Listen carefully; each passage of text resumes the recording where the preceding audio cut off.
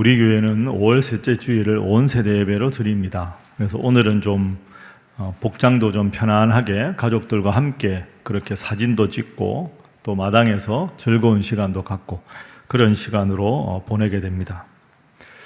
온 세대 예배를 드릴 때마다 여러분과 저의 관심은 어떻게 하면 우리 온 가족이 하나님 앞에 복을 받고 하나님 앞에 행복한 가정이 될 수 있을까?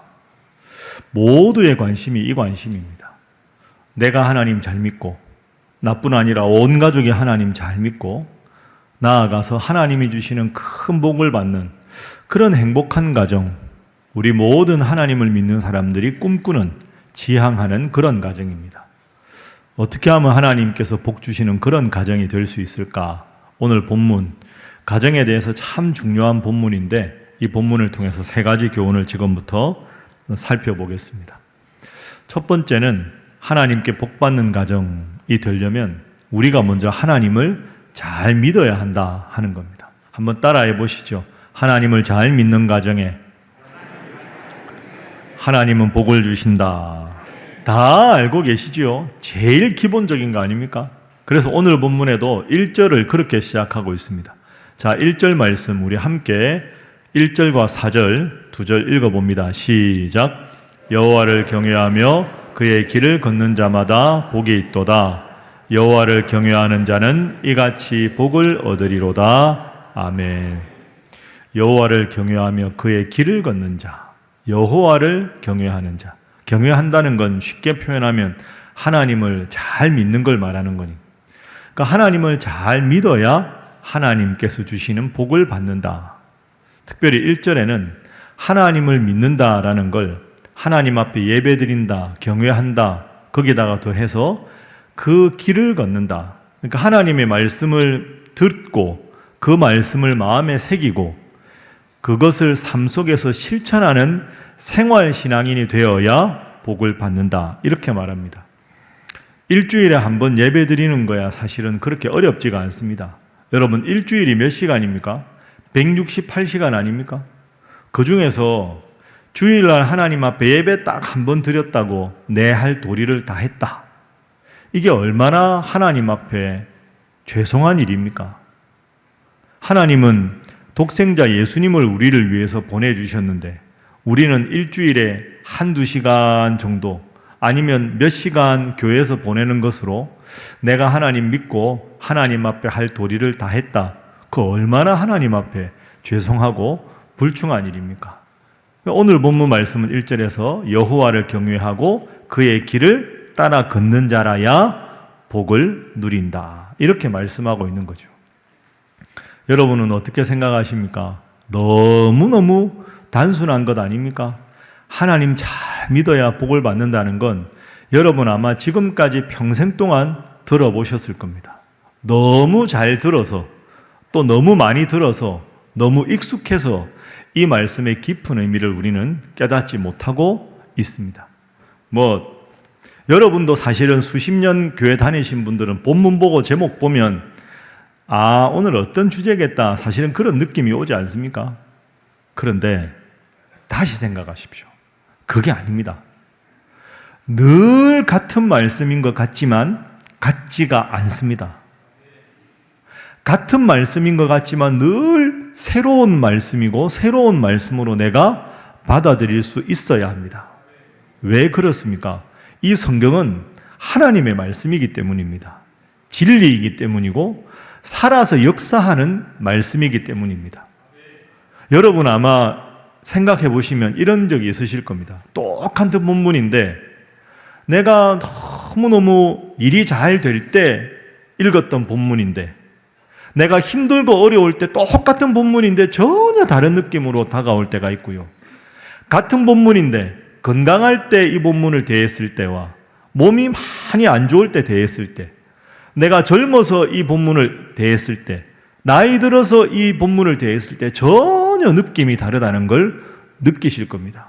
여러분 성경은 고정된 한 권의 책 같지만 늘 그게 아닙니다.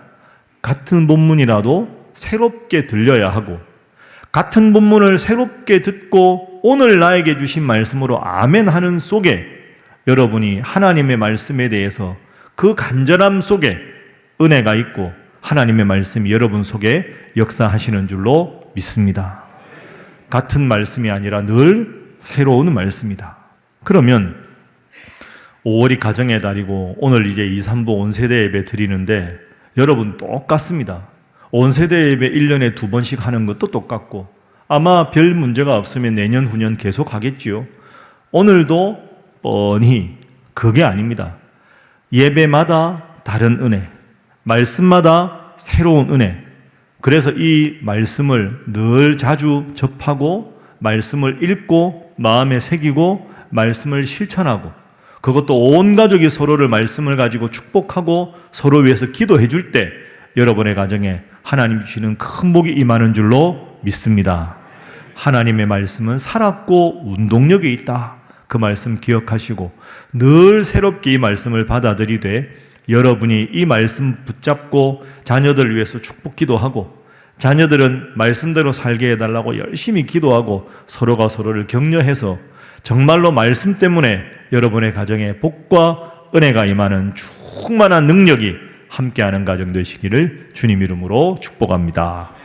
그래서 이 말씀을 늘 새롭게 받고 하나님 잘 믿고 살아가는 것이 하나님의 복받는 가정의 첫 번째 비결입니다.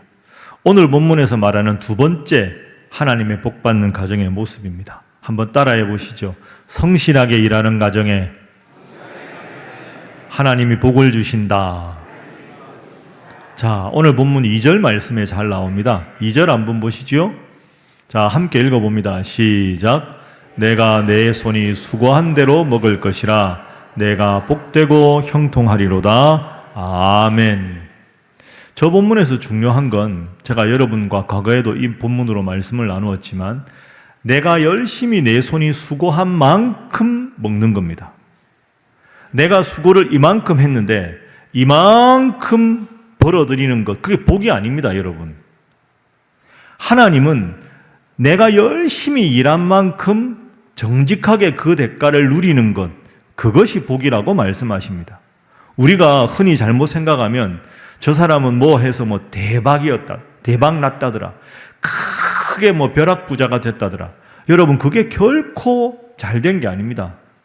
그래서 구약 성경을 이런 관점에서 읽다 보면 하나님께서 출애굽을 해서 가나안 땅 들어갈 때까지 매일 아침 일찍 먹을 양식을 주셨습니다. 거의 40년 동안 하나님이 출애굽 과정에서 광야 생활할 때 이스라엘 백성에게 매일 주신 게 뭡니까? 만나입니다. 만나. 자, 만나 한번 볼까요? 출애굽기 16장 15절 말씀에 만나 이야기가 나옵니다. 화면 보십시오. 이스라엘 자손이 먹을 게 없었는데 보고 그것이 저게 뭐지? 지면에 뭔가 하얀 게 내려앉은 겁니다. 새벽에 보니까 서로 물읍니다. 야, 이게 뭐야? 이게 뭐지? 아, 이게 너희에게 하나님 주신 양식 만나다. 여러분, 만나가 무슨 뜻입니까? 저 화면에 이것이 무엇이냐? 저게 만나의 뜻입니다. 만나라는 단어의 원래 뜻은 먹을 게 없어 불평하는데 하나님이 아침 일찍 일어나 보니까 이렇게 하얀 게 이렇게 하늘에서 떡가루 같은 게 쫙 내려 있는 겁니다. 처음 보는 거 아닙니까? 이게 뭐야? 이게 뭐지? 이게 뭐지라는 단어가 만나라는 단어의 원래 히브리어 뜻입니다. 근데 여기서 중요한 하나님의 교훈이 있습니다. 여러분, 안식일 전날 말고 평일날은 하나님은 항상 만나를 매일 먹을 만큼만 주셨습니다. 어떻게 보면 하나님 입장에서도 자, 주목해라. 일주일치 내가 내려준다. 이거 일주일 먹고 일주일 후에 만나자. 만나 일주일마다 내려주면 훨씬 하나님도 편하지 않았겠습니까? 근데 하나님은 매일매일 하루치만 딱딱 해서 만나를 평일날 내려주셨습니다. 왜 그렇게 하셨을까요? 만약에 일주일 분량치로 하나님이 내려주셨으면 이스라엘 백성이 어떻게 했을지 뻔히 보이지 않습니까? 야, 많다. 야, 이거 좀 어떻게 발효시켜갖고 술이라도 한잔 하자. 술 만들어 먹고 흥청망청 쓰고 하루 이틀 많이 먹고 남은 거 버리고 그러면 닷새 여섯째 되면 만나 없어가지고 배고파하고 뻔히 보이는 시나리오 아닙니까? 만나는 하나님의 은혜입니다. 매일매일 하나님이 만나를 주신 이유는 오늘 하루도 하나님이 이 만나를 통해서 우리에게 은혜를 주시지 않으면 우리는 살 수 없는 존재다. 이걸 깨달으라고 만나를 매일 주신 겁니다. 그러니 여러분, 은혜는 주일 예배 때만 고백하는 게 아닙니다. 내 손이 수고한 만큼 먹을 것이라. 매일매일 만나를 볼 때마다 내가 아무것도 한 게 없는데 하나님이 이 만나를 오늘도 주시는구나. 그 다음 날도 또 주시는구나. 그래, 하루하루 이 만나가 없으면 나는 살 수 없는 존재다. 만나는 은혜의 상징입니다. 그 은혜를 매일 고백하라고 하나님께서 매일 만나를 주셨습니다. 그렇다면 여러분이 이스라엘 백성이라고 한번 간주해 보십시오. 아침에 오늘도 눈을 떴는데 만나가 쫙 지면에 내려져 있습니다. 떡가루 같은 게 쫙 있습니다. 그걸 보면서 어떤 고백을 해야 되겠습니까? 훌륭한 고백은 아니지만 최소한 이런 고백은 할 수 있어야 합니다. 한번 저를 따라해 보시죠. 만족스럽지는 않습니다. 그러나 충분합니다. 여러분, 이 고백이 훌륭한 고백이라는 뜻이 아닙니다. 최소한 이 정도는 고백해요. 만족스럽지는 않습니다. 하나님, 더 많으면 좋겠습니다. 더 큰 것 주시면 좋겠습니다. 우리는 다 그런 마음입니다. 그러나 하나님 주신 것에 충분합니다 라고 말할 수 있어야 합니다. 만족할 수 없는 우리의 모습, 여러분, 왜 우리가 만족을 못할까요? 교만하면 만족을 못합니다. 겸손해야 만족할 수 있습니다. 이 만나를 얻기 위해서 이스라엘 백성이 무슨 수고를 했습니까? 아무 수고도 하지 않았는데 하나님이 만나를 주셨습니다. 겸손한 사람은 만족합니다. 충분합니다. 고백했겠지요? 교만한 사람은 만족하지는 않습니다. 그래도 뒤에 이것만으로도 충분합니다. 그렇게 고백할 수 있어야 하는 겁니다. 여러분, 매일매일 우리가 살아가는 것 자체가 하나님의 은혜 아닙니까? 오늘도 예배당에 나온 게 은혜 아닙니까? 우리가 이렇게 하나님 앞에 예배를 드릴 수 있는 이 자유 대한민국에 살고 있다는 것도 은혜 아닙니까? 우리가 500년 전에 1000년 전에 태어났으면 우리가 어떻게 하나님을 이 땅에서 믿었겠습니까? 은혜는 특별히 많은 것을 받아야 은혜가 아닙니다. 매일 내가 살아있다는 것, 숨쉬고 있다는 것, 하나님 앞에 건강한 모습으로 예배드릴 수 있다는 것, 하나하나가 은혜고, 오늘도 내 앞에 해야 할 일이 있다는 것도 은혜고, 내가 하루하루 피곤하지만 집에 가서 누울 수 있는 집이 있다는 것도 은혜입니다. 그러면 은혜 아닌 것이 하나도 없는 거죠. 더 많은 건 누리지 못했다고, 더 풍성하게 하나님 주시지 않았다고 불평할 권리가 우리에게는 없습니다. 그래서 우리는 잠언 30장 아굴의 기도를 늘 기억해야 합니다. 제가 좀 더 쉬운 번역으로 한번 읽어보겠습니다. 여러분도 잘 아는 말씀입니다. 아굴이 이렇게 고백했지요. 저에게는 하나님께 간청할 일이 2가지 있습니다. 그것을 제 생전에 이루어 주십시오. 먼저 허황된 거짓말을 하지 않게 해주십시오. 2번째, 가난하게도 부유하게도 마십시오. 먹고 살 만큼만 주십시오. 내가 너무 배부르면 배부른 김에 여호와 하나님이 다 뭐냐? 이렇게 말하면서 배은망덕하지 않게 해주십시오. 너무너무 가난하면 너무 가난한 탓에 도둑질하며 하나님의 이름에 욕을 돌리지 않게 해주십시오. 많지는 않습니다. 만족하지 않지만 그래도 이 정도 주셔서 충분합니다. 이 고백이 훌륭한 고백입니다. 여러분, 최선을 다해서 정직하게 일하십시오. 그리고 여러분이 수고한 만큼 그 대가를 얻는 것에 감사하며 살아가십시오.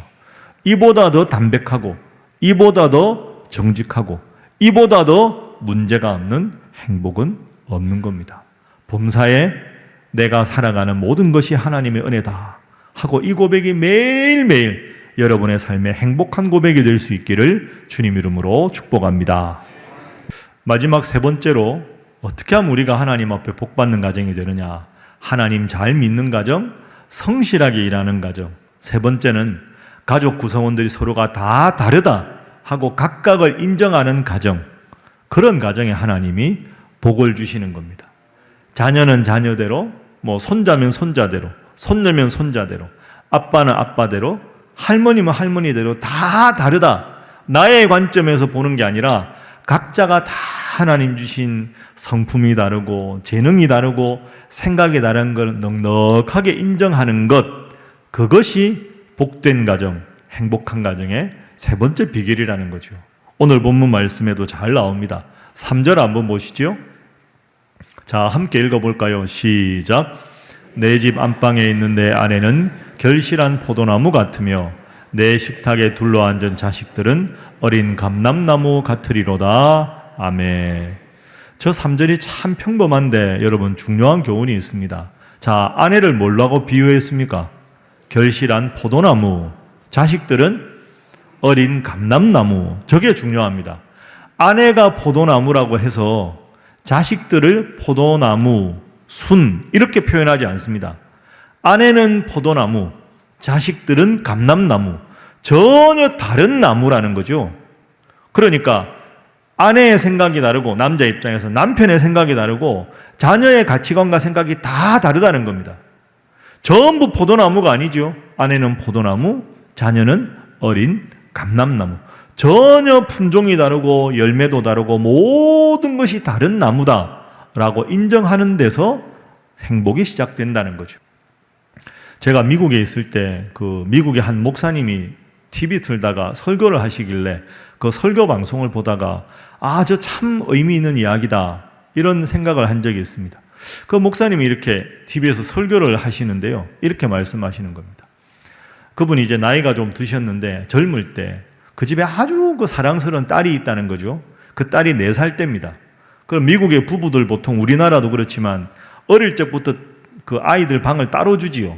4살짜리 딸 귀엽지만 밤에 자기 자는 방이 있고 엄마 아빠 자는 방이 있는데 그날따라 비가 엄청나게 많이 왔고 갑자기 막 천둥이 치고 번개가 꽈랑 하고 치니까 자다가 깜짝 놀랄 거 아닙니까? 그랬는데 딸이 자다가 천둥 번개가 꽝 하고 치니까 깜짝 놀라서 무서워가지고 막 일어나서 엄마 아빠 방으로 와서 엄마 아빠 사이에 쏙 들어왔다는 거죠. 그러니까 이제 이 목사님이 그 자다가 이 딸을 이렇게 안아주면서 그래도 목사님이니까 이렇게 말했다는 겁니다. 그래, 무서워? 네, 너무 무서워서 아빠한테 왔어요. 그래도 하나님은 너를 사랑하셔. 하나님이 너를 지켜주셔. 이렇게 말했다는 거죠. 근데 그 4살짜리가 뭐라고 말을 했느냐? 아빠, 하나님이 나를 지켜주는 거 나도 알아요.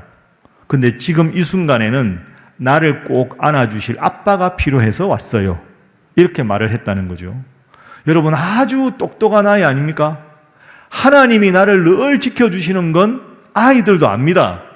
그런데 하나님이 나를 지켜주시지만 때로는 내 속상한 마음을 엄마한테 하소연하고 싶을 때가 있고 천둥번개가 꽝 하고 칠 때는 아빠가 넉넉한 마음으로 안아주는, 하나님이 나를 사랑하시지만 이 순간에는 아빠의 따뜻한 품이 저에게 필요해요.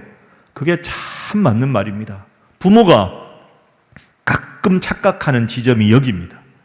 너의 인생은 하나님이 지켜주실 거야. 하나님 앞에 기도해. 하나님이 다 알아서 해주셔. 여러분, 그게 틀린 말은 아닙니다. 그러나 그 말이 부모로서 내가 해야 할 일을 소홀히 하는 변명과 핑계가 되어서는 안 됩니다. 하나님이 해주실 일이 있고 여러분이 자녀를 위해서 기도해야 할 일이 있는 반면에 여러분이 아버지로서 어머니로서 할아버지로서 할머니로서 그 아이가 힘들고 어려울 때 대화도 해주고 때로는 조언도 하고 말없이 듣기만 하고 말없이 꼭 안아주는 여러분이 해야 할 일도 꼭 필요하다는 거죠. 아내를 포도나무라고 비유했지만 자녀를 어린 감람나무라고 다른 수종으로 비유한 이유가 바로 여기에 있습니다. 여러분, 자녀를 사랑하십시오. 말없이 잘 들어주십시오.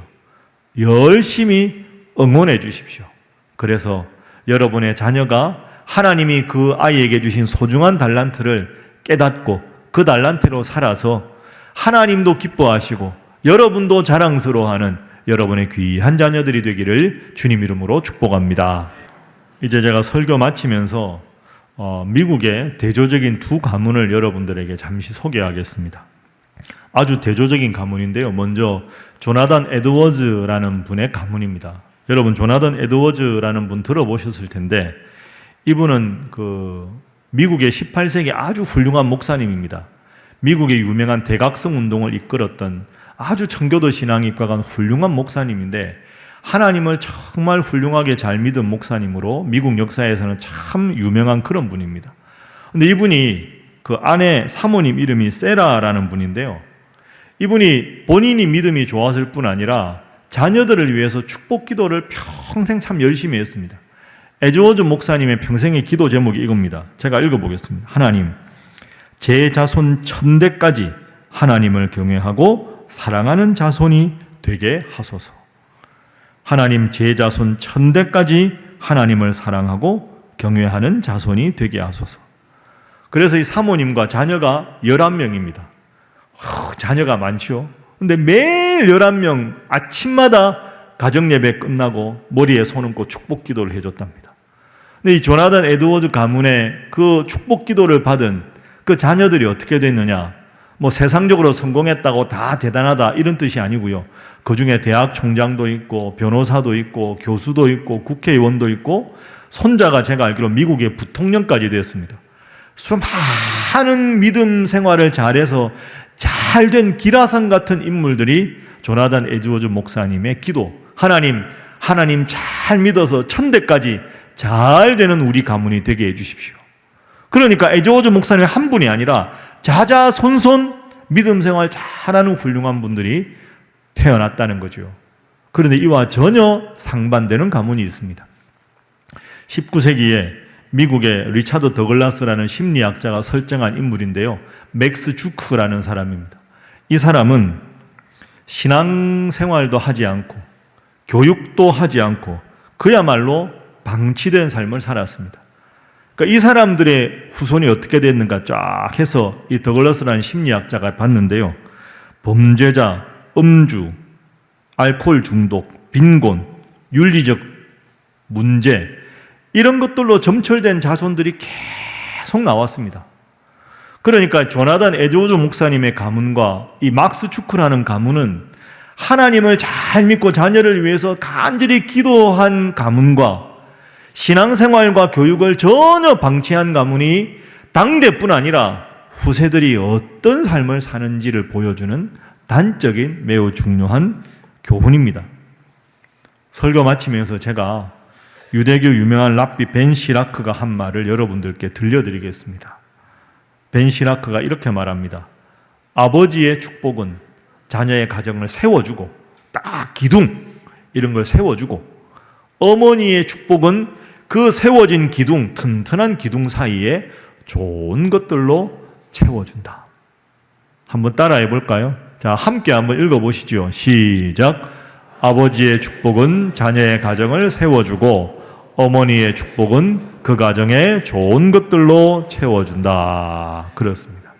여러분, 시간 날 때마다 자녀들, 손자, 손녀들 오면 확 안아서 아는 채로 머리에 손 얹고 기도해 주십시오. 하나님께서 여러분이 축복하는 그 축복대로 믿음의 기도대로 하나님께서 여러분 자녀와 자손들에게 잘 해주실 줄로 믿습니다. 그래서 오늘 예배에 참석한 여러분들이 눈물로 자녀와 자손들을 위해 축복으로 기도하고 가족들이 서로 사랑하고 성실하게 얻은 만큼 하나님 앞에 날마다 감사하고 무엇보다 하나님을 잘 믿어서 제가 자주 드리는 말씀이지만 올해 우리 교회 80주년인데 90년, 100년, 110년, 120년 신일교회 역사의 길이 빛나는 신앙의 명문 가문이 여러분의 가문이 될 수 있기를 주님 이름으로 축복합니다.